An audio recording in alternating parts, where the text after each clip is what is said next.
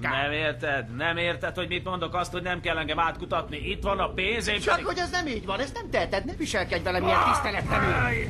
Az Istenit, a nőtökön ragadta. Lépjen be, minden egység lépjen be, bajban van a tisztük.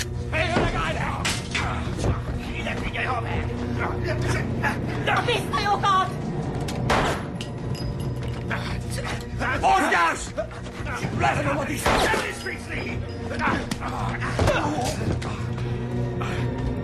Intézd el, Miguel! Ne mozduljatok!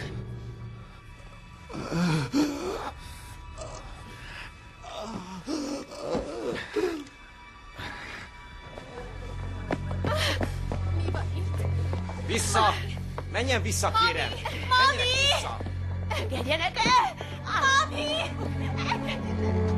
Engedjen el! Kösze semmit.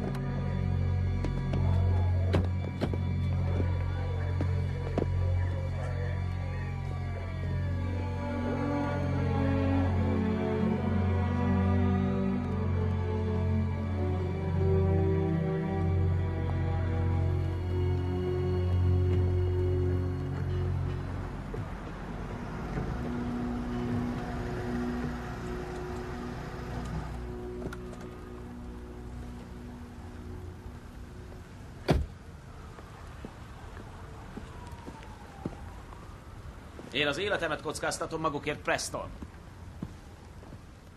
A legkevesebb, amit elvárhatok maguktól, hogy megvédjenek engem.